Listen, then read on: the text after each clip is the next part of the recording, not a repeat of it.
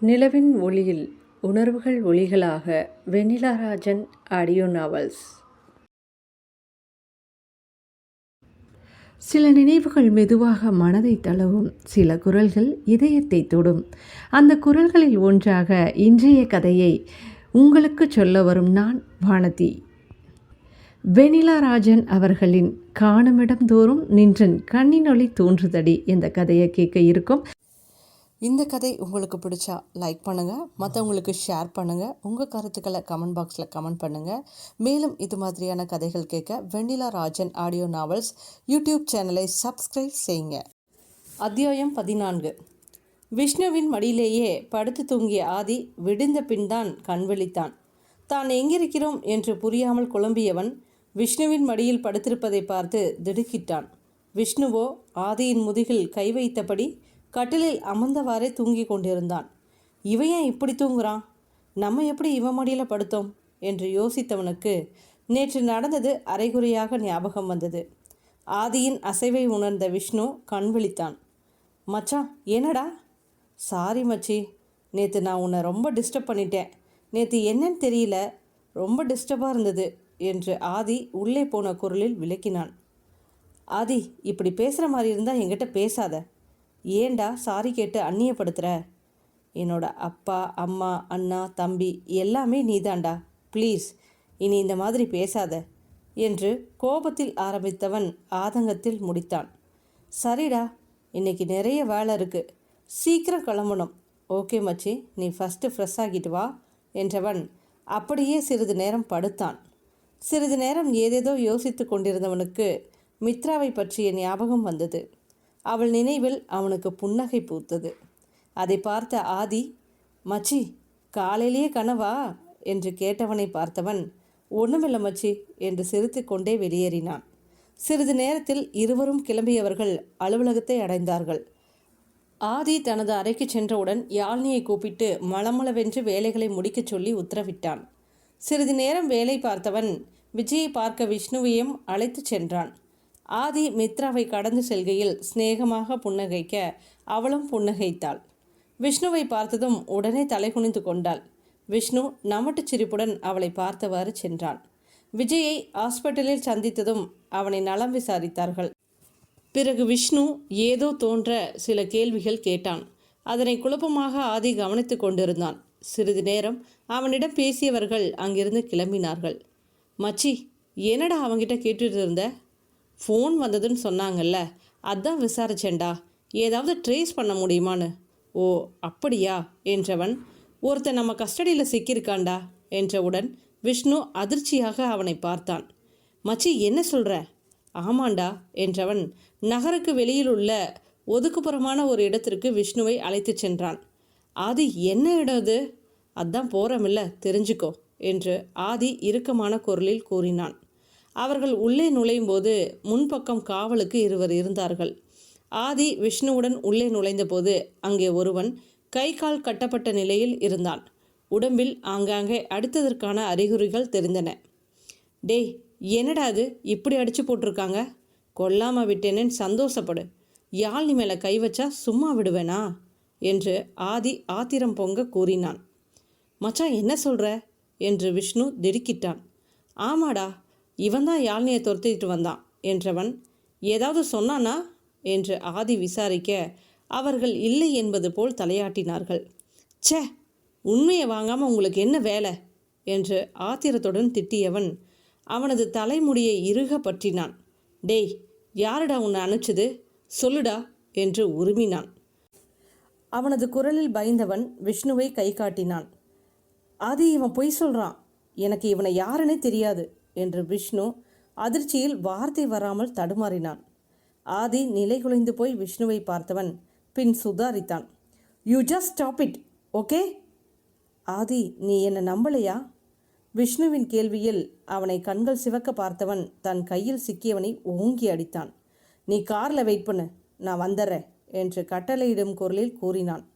ஆதி, போன்னு சொல்கிறல்ல என்றவன், இவனை இன்னைக்கு ரிலீஸ் பண்ணிடுங்க என்று அடியாட்களிடம் கூறிக்கொண்டிருந்தான். விஷ்ணுவிற்கு அவன் வார்த்தைகள் காதில் கேட்டும் ஏதும் செய்ய முடியாமல் தவித்தான்.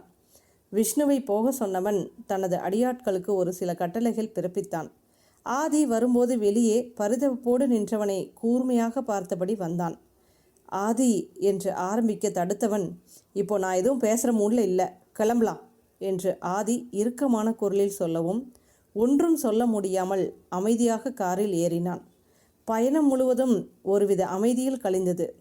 ஆதியின் முகத்திலிருந்து அவன் என்ன நினைக்கிறான் என்று விஷ்ணுவால் யூகிக்க முடியவில்லை. இருவரும் அலுவலகம் வரும்போது விஷ்ணு சோர்ந்து போய் இருந்தான். ஆதி தனது அறைக்குள் நுழைந்தவன் யாழ்னியிடம் தன்னை யாரும் சிறிது நேரம் தொந்தரவு செய்ய வேண்டாம் என்று கூறியவன் யோசனையில் ஆழ்ந்தான். யாழ்னி சரி என்று சொன்னவள் சிறிது நேரம் வேலை செய்து கொண்டிருக்க எதேச்சையாக ஆதியின் முகத்தை பார்க்க அவளுக்கு ஏதோ சரியில்லை என்று தோன்றியது. அதனால் அவன் இருக்கைக்கு சென்றவள், என்னாச்சு சார் என்று விசாரித்தாள். ஹலோ, யாரும் டிஸ்டர்ப் பண்ண வேண்டான்னா நீயும் தான், will you please shut up என்று எரிந்து விழுந்தான். அவனது கத்தலில் அதிர்ந்தாலும் பின் சுதாரித்தவள், ஆதி என்று மென்மையாக அழைத்தாள். அந்த குரலில் திகைத்து போய் அவளை பார்த்தான். நீங்கள் எதுவும் இப்போ யோசிக்க வேண்டாம், எல்லா ப்ராப்ளமுக்கும் கண்டிப்பாக சொல்யூஷன் இருக்கும், ஃப்ரீயாக இருங்க என்றவள் ஆதியின் கையில் மேல் தனது கையை வைத்து அழுத்தினாள். அந்த கையை அவன் இறுக பற்றி கொண்டான். ஏனோ அவளுக்கு அந்த செயல் இருட்டில் பயப்படும் ஒரு குழந்தையின் செயல் போல் தோன்றியது. பேபி என்றவன் தன்னை மறந்து அவளை அணைத்தான். அந்த நிமிடம் அவன் கண்களிலிருந்து கண்ணீர் பெருகியது.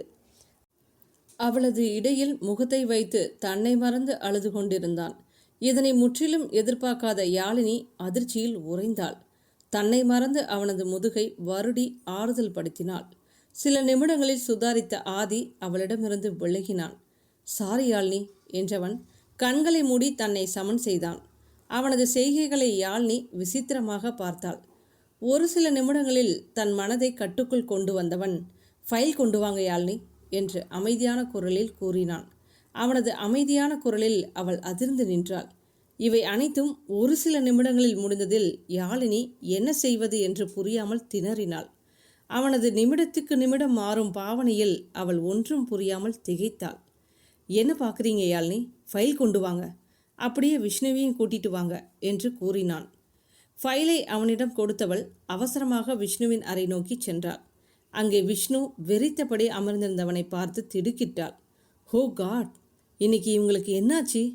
ஏற்கனவே ஆதியின் அழுகையில் என்னவென்று புரியாமல் தடுமாறியவளுக்கு விஷ்ணு அதற்கு மேல் அமர்ந்திருந்தது அவள் மனதில் பதட்டத்தை அதிகரித்தது. அண்ணா என்னாச்சு? திடீரென்று கேட்ட யாழ்னியின் குரலில் திடுக்கிட்டவன் அவளிடம் ஏதும் சொல்ல முடியாமல் தடுமாறினான். பின் தன்னை சமன் செய்தவன், ஒன்றுமில்லடா என்று புன்சிரிப்புடன் கூறினான். அவனது புன்னகை கண்களை எட்டாமலே இருந்ததை கண்டு கொண்டவள், ஆதி உங்களை வர சொன்னாங்க என்றதும் அவன் முகம் சுவிட்ச் போட்டது போன்று பிரகாசமானது. என்னம்மா நீ முன்னாடியே சொல்ல மாட்டியா என்றவன் அவசரமாக கிளம்பினான். அண்ணா வெயிட், நானும் வரேன். விஷ்ணு உள்ளே நுழையும் போது ஆதி யாழ்னி கொடுத்தவற்றை சரிபார்த்து கொண்டிருந்தான். விஷ்ணுவை பார்த்ததும், மச்சான் இதெல்லாம் செக் பண்ணுண்டா என்று இயல்பாக சொல்ல விஷ்ணு திகைத்து போய் அவனை பார்த்தான். ச்சே, இன்னைக்கு இவனுங்களுக்கு என்னாச்சு? மந்திரிச்சு விட்ட மாதிரி இருக்கானுங்க. அண்ணா செக் பண்ணுங்க. என்ன யோசிச்சுட்ருக்கீங்க? ஆமாடா, உன் தங்கச்சி என்ன மிஸ்டேக் பண்ணியிருக்கான்னு செக் பண்ணு என்று சொன்னவனை ஆதி முறைத்தாள். ஹேய், யாழ்னி எந்த மிஸ்டேக்கும் பண்ண மாட்டா என்றவன் வேலையில் ஆழ்ந்தான். பிறகு மூவருமாக சேர்ந்து விவாதித்தவர்கள் அடுத்த நாள் வலைதளத்தை வெற்றிகரமாக ஆரம்பித்தார்கள். அன்று இரவு ஆதியும் விஷ்ணுவும் பேசி கொண்டிருக்கும் போது, டேய், நம்ம ஆஃபீஸ் டென்ஷன் எல்லாம் விட்டுட்டு எங்கேயாவது ஒரு நாள் வெளியே போகலாமா என்றவனை யோசனையாக பார்த்தான். ஏன் மச்சான் இப்படி யோசிக்கிற? ஒன்றும் இல்லை மச்சி, இந்த வீக்கெண்டே போகலாம் என்றவனை பார்த்து சந்தோஷமாக புன்னகைத்தான். ஆதி அன்று புலம்பியதிலிருந்து அவனை எப்படி அதிலிருந்து மீட்பது என்ற யோசனை விஷ்ணுவுக்கு ஓடிக்கொண்டிருந்தது. ஆதி சம்மதித்ததில் மிகவும் சந்தோஷமானவன், இரு நான் ஃபோன் பேசிட்டு வந்துறேன் என்றவாறு அறைக்குள் சென்றான். ஓரிரு நிமிஷங்கள் அமைதியாக இருந்தவன் ஏதோ ஞாபகம் வந்தவனாக அந்த அறை நோக்கி செல்ல விஷ்ணுவின் குரலில் அதிர்ச்சியில் உறைந்தான். அவன் பேசி முடிக்கும் வரை அமைதியாய் கேட்டவன் பழையபடி தான் இடத்திற்கு வந்து அமர்ந்து கொண்டான். விஷ்ணு ஃபோன் பேசிவிட்டு வந்தவன், மச்சான் தூங்கலாமாடா என்றவனிடம் சரி என்று தலையாட்டினான். ஆதி விஷ்ணுவின் அருகில் படுத்தவன் விஷ்ணுவை கட்டிப்பிடித்தபடி உறங்கியிருந்தான். விஷ்ணுவோ ஆதியின் செயல்களில் தூக்கம் வராமல் தவித்தான். வசி மாலின் மேல் பகுதியில் வேடிக்கை பார்த்து கொண்டிருந்த பொழுது ஒரு குரல் அவனை அழைத்தது. யார் என்று கவனித்த போது அங்கே ராஜ் நின்றிருந்தான். ஹாய் வசி, இங்கே என்ன பண்ணுறீங்க? சும்மா தான் வந்தேன். நானே மீட் பண்ணணும்னு நினச்சேன். வசி, நான் சொன்னது ஞாபகம் இருக்குல்ல? இருக்கு ராஜ். எதுவும் சொதப்பினா நான் என்ன பண்ணுவேன்னு தெரியாது. டோன்ட் வெரி ராஜ், நான் பார்த்துக்கிறேன் என்றவன் ராஜை வெளியே அழைத்து சென்றான். யாழினி அன்று இரவு படுக்கும்போது ஆதியின் செயலுக்கான காரணம் புரியாமல் திணறினாள். அவளுக்கு ஆதியின் அழுத முகமே நினைவில் வந்தது. இதற்கிடையில் விஷ்ணு யாழினிக்கு ஃபோன் செய்தவன் சில விஷயங்களை கூறினான். அதை கேட்டவள் அதிர்ச்சியில் சிலையாக அமர்ந்தாள். சிறிது நேரம் அமர்ந்திருந்தவள் ஏதோ ஞாபகம் வந்தவளாக தனது கபோர்டினுள் அவசரமாக தேடினாள்.